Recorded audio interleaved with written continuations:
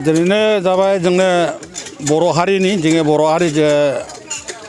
आदि जे जोंनि धरम बाथौ धरम जे बाथौ धर्मखौहाय जोङो गिबियावहाय जोंनि आबै आबौमोना जोंनोहाय नागारलांदों बेखौनो जोङो हमनानै दङमोन खिन्थु जेथा रायजो मिलायनानै जे मोनसे गेजेरावहाय जे फुजा होनांगौ बे माने गेजेर माखावहाय माने गोमालांदोंसैमोन इदानीं जोङो नै बोसोरब्रैसो देग्लाय लानानै बोसोरब्रैसै 2023निफ्राय जोङो आरोबावनो गोदान खरे बाथौ आन्चलिक सभा दानानैहाय जोङो 2023निफ्राय जोङो प्रत्येक बोसोरावनो फुजा होबोगासिनो दङ उद्देश्यआ बेनो जे जोङो जे गोदो गोदाय आबै आबौमोना जे धर्मखौ जोङो होलांदों जोङो सिनायथि जोङो होलांदों जे बे बाथौ धर्म बे बाथौ धर्मखौहाय जोङो हमना लाखिनांगौ आरो फैगौ दिनावहाय जोंनि जे नेक्स्ट जेनेरेसनफोर दङ बिसोरखौहाय जोङो लामा दिन्थिना गालांनांगौ जाहाथे करे आगामि दिनावहाय बे बाथौ धर्मनि लगे लगे जाहाथे जोङो बयबो बर' हारिफ्रा खामानि नङा बाथौ धर्मखौ फुजिनायनि लगे लगे जोंनि बर' हारिखौहाय मोनसे साथानि गाहायावहाय लाबोनायनि थाखाय जोङो उद्देश्यआ जानांगौ खौसे जानांगौ बेनो जोंनो आंनि बे देहानि आफादगिरि हिसाबैहाय गोलै राव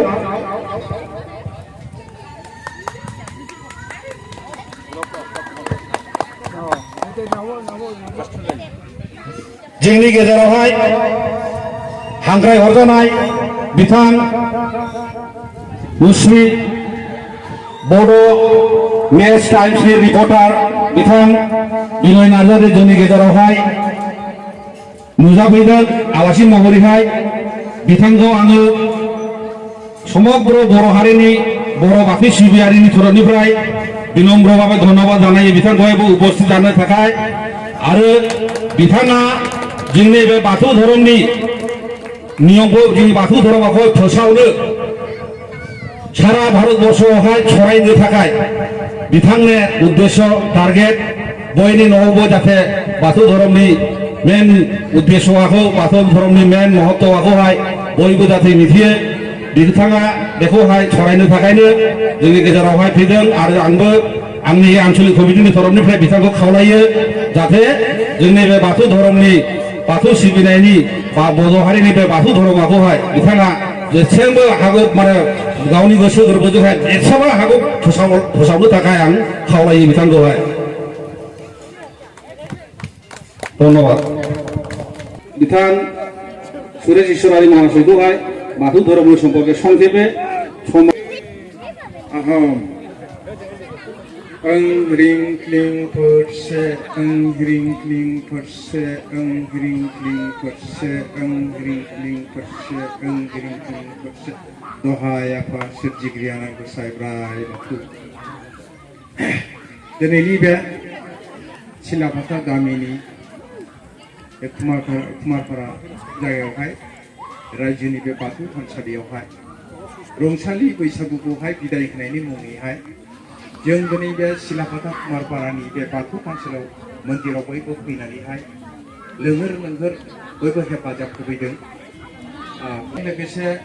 नायल' जाल' सासेल' जोंनि वेस्ट बेंगलनि 3,40,000 बर'फोरनि गेजेरावहाय जोंनि वेस्ट बेंगलाव सासेबानो रिपर्टार माने गासै खबरखौ जथायनानैहाय बियो क्लास खालामग्रा माने बेखेवना होग्रा बड'नि आर्टिकेलखौहाय बिथांखौबो अनेक साबायखर बावनाय थाबाय गोबांनि बेजों लोगोसे नोंथांमोननि बे सिलाफाथा गामिनि गोबां रायजो राजा लोंहोरै लोंहोरै ओंखारनानैहाय नोंथांमोना हेफाजाब होफैदों मानोना जोंनि बाथौ धोरोम सारा बर'नि परिचय गैया बर' सारा बाथौखौ रावबो खुलुमा फुजिया सिबिया अनसाया दा जोङो नट अनलि शुद्ध मात्र नोंथांमोन बे सिलाफाथानि खोथा गैया बेयो दिनैहाय गथा नर्थ इस्टआवहाय 7टा स्टेट दङ 7टा रायजो दङ बेनि गेजेराव मोनबा रायजोआवनो जोंनि बर'फ्रा दङ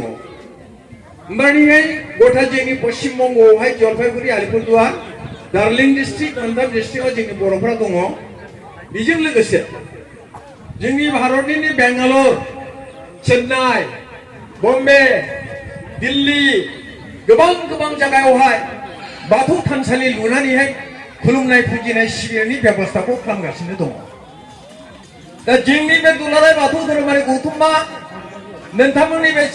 सिलाफाथा गामिनि बाथौ थानसालियावबानो गैया दिनैहाय गथा भारतबर्ष सरकारनिफ्राय लागासिनो एकदम गाहाय लेभेलसिम गामि लेभेल हाग्राबारिसिम जोंनि बाथौआ बेवहाय खुलुमो फुजियो सिबियो अनसायो दा बे हिसाबैहाय जोंनि बे बाथौ धोरोमनि गेजेरजोंहाय जोङो बेखौ दिनैहाय दिन्थिफुंसारनो हादों जे बर' जाथिनि धोरोमा मा बर'नि रावा माबायदि बर'नि दख'ना गाननाया माबायदि बर'आ मा जायो मा लोङो माबोरै संसार नियम नितिखौ फालियो रोखा रोखा जोंनो गासिबो सिथ्लायावनो दंजोबो जोंहा मालायफोरबायदि बृन्दाबन गया खासियाव थांनाङा जोंनि गासिबो बे बाथौआवनो गासिबो जाजोबो आरो मोन्थोर मोन्थोर मोन्थोर होननानै बुङो मोन्थोर होननाय खुनु जिनिस गैया जोंनि बर'नि गेजेरावहाय आं दानस' खेबस' खामानि नोंथांनि सिगाङाव बुंनो नाजादों नोंथांमोना खोथाफोरखौ एसे बुजिनानै लानो नांगोन दिनैहाय जोंनि बर'नि गेजेरावहाय जोङो ओं ह्रिं क्लिं फारसे दसे सिगां आं नोंथांनि सिगाङावहाय बुंदों बेनो जाबाय जोंनि मुल मन्त्र पृथिबि सृष्टि जानायनि मन्त्र हा दै बार सान अख्रांनि सोदोब बे मोनबा जिनिसा मोनसे जायगायाव ज' खालामनानै आफा बोराइ बाथौआ पृथिबिखौहाय दादों माने बेयावनो गुबुन गुबुन हारिनि संस्कृत भाषा दं बुंदों बे मिथिंगा बिमा प्रकृतिखौहाय बुंदों या देवी सर्वभूतेषु मातृरूपेण संस्थिता नमस्तते नमस्तते नमस्तते नमः होननानैहाय माने बे पृथिबिखौनो मा बुंदों मातृरूपेण संस्थिता बिमा रूपैहाय गुबुन गुबुन हारिया संस्कृत भाषाजों बेखौ आवरायनानै फालियो बे जोंनि जाबाय माइनाव बुरै बिनो माइनाव बुरै जोंनिफ्रायनो गोबां जिनिस खावना लांदों मा खावदों दिनै बे दख'नाखौहाय माखासे हारिफोरा जोंनि होननानै सिख'ना लानो नाबायदोंमोन दिनै जोंनि बाथौ धोरोमखौ सिख'ना लानो नाबायदोंमोन दिनै ना गुरनायखौबो सिख'नो नाबायदोंमोन जोंनि फेटा हमनानै जानायखौबो गुबुन हारिफ्रा सिख'नो नाबायदोंमोन लामा सामा टाउन बन्दर सहराव फेटा सावनानै बे जोंनि हारिमु होननानै बुंना लानो सोलोंदोंमोन गुबुन गुबुन जाथिया दिनै दुलाराय बाथौ धोरोमारि गौथुमा गासैखौबो साननाय हयैहाय जोंनि जेबे जेबे जिनिसफोर नांगौ जेबे जेबे जिनिसा जोंनिमोन धोरोमा जोंनि बे बाथौआ जोंनिमोन होननानैहाय दिनैहाय जोङो गायसनना लानो हाबाय दिनै बाथौ धोरोमा नट अनलि नोंनि बर'नि सिथ्लायावनो गैले दिनै बे बाथौ धोरोमा इउनिफर्म जाबाय दिनैहाय जोंनि जानाय लोंनायावबो मोनसे हारियाव फैबाय GI टेगआवहाय फैबाय जोंनो दा गिनांगौ जेबो गैला जोङो दाबोनो बांला भाषा रायलायो न'खरावहाय गावनि फिसा फिसौजोंहाय बर'नि रायलाय आरो जोंना बक्तब्यखौ आं बेहायनो फैबाय गोदोनिफ्राय दहाय आफा बोराइ बाथौ रोजा रोजा साबायखर बावहरो सुरेश इसोरारि महाशयखौ दा जोंनि गेजेरावहाय उपस्थित दङ जोङो बर' टाइम्सनि रिपर्टार बिनय दा बिथांखौहाय आङो संक्षेपे मोनसे मोननै खोथा बुंनानैहाय फोजोबनोहाय आं खावलायो बिनि गेजेरावहाय जोङो बैसागु रंजानायनि मोनसे फोरबो दङ ओमफ्रायहाय जोङो जानायनि बेफार दङ समबोथ' गैलाना थ' बिनय दा Thank you very much. साबायखर गोबाङानो जोंनि आदा सुरेशआ बुंखाबाय बुंनांगौ बायदि बादा गैला आरो बरिं जाजोब्बाय जों फुंनिफ्रायनो दङ गिबियावनो आं बे चिरापादा गामिनि गासैबो जाय बिदा फंबाय बिब' बिनानावफ्रा दिनैनि बे जे जोंनि बर'नि गिबि धोरोम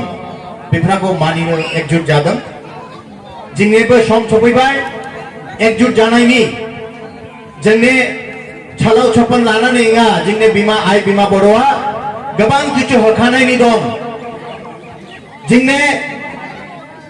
जोंनि बिमाफ्रा जेब्ला दख'ना गाननानै मार्केटआव अफिसाव ओंखारोब्ला मालायफ्रा नाहाबलायो बे जिनिसखौ जों रावबो सोलोंना लानो हायाखै बेनिखायनो जोंनि हमना लानायनि सम सफैबाय जोंनि आइ बिमा बर' जे जिनिसखौ जोङो होलांदों बेखौ जों निभायलांनि जोङो कोनो गोदान इस्यु खालामनायनि दरखार गैया जोंनि आइ बिमाया जाखौ होलांदों बिखौनो फालि गोदान माबा एडेट खालामनांनाय दरखार गैया आं मोनसे खावलायो आंनि सुरेश दाया अलरेडि गोबां किछु बुंलांखाबाय आंबो सेस्था खालामो बबा नङा आंबो कलकातायाव थांनानै मेट्र' सिटिनिफ्राय लानानै गामसा गाननानै गिदिंनायनि बिथांफोरा हयथ' नुनाय आं गामसा गाननानै गिदिंहैदों आं गर्ब खालामो आं बर' आं गामसा गाननानै कलकातानि मेट्र' सिटियाव गिदिंदों हाजार हाजार मानसि आंखौ नायखांनानै सेल्फि लानो फैदों माबायदि मानसि बेलाय स' बेबायदि गोसोआव जांख्रिखांनायनि नोंसोरहाबो थानांगौ जोङो छलाव छपन धरम गाननाय जोमनाय भाषा रावहाबो छलाव लानायनि दरखार गैया आइ बिमा बर' होनांनायनि जिनिसखौबो बाहायनांगौ आं मोनसे खावलायो जोंनि फैनाय लेखा फरा जों खिन्थु गोबां साननानै जोंनि न'खरखौ बेंनांगौ होननानै फिसा फिसौखौ फोरोंनो कलेजाव इउनिभारसिटियाव गोबां जायगायाव जोंखौ मोनो वाननानै नोंसोरो जुदि हामजानांगौब्लाबो लाभ मेरेज खालामनांगौब्लाबो वाननानै बड'वाखौ सेलेक्ट खालाम नाथाय नोंनि बे बिमाया नोंखौ जोनोम होबाय खोरोम होबाय फोरोंबाय लिरहोबाय नों नखानायनानै नाव देरनानै बुद्धि गियान फैनानै मालायजों जुदि थाङोब्ला नोंनि जे सोलोंनाय मुवाफोरा गोमायजोबो बिनिखायनो हामजानायनि गुनै बादा गैया लाभ मेरेज खालामनायनि गुनै बादा गैया नाथाय गावनि बड'वाखौ चुज खालाम आं एसेन होनानै आं धन्यबाद आंखौ दिनैनि जे ऐतिहासिक दिनाव आं गावखौ गर्बित फिल खालामो जे बोराइ बाथौनि एफा गेदेर मोनसे ऐतिहासिक दिनाव आंखौ लिंहरनायखाय स्पेशली निरेश बिथांखौ आं साबायखर फुंनिफ्राय एकदम एक्टिभनेस नुदों आं आरो आंखौहाय एगेन एन्ड एगेन खेबनै कनफार्मेशन लाहोदों दे जोङो सम सफैबाय खौसेथि जानो एकसाथ जानो आरो जोंनि जे बोराइ बाथौनि छुट्टी जे घोषणा आसाम बायदियाव जुदि मोनदोंब्ला जोङोबो बे सोनाब बंगआवहाय लानायनि सम सफैबाय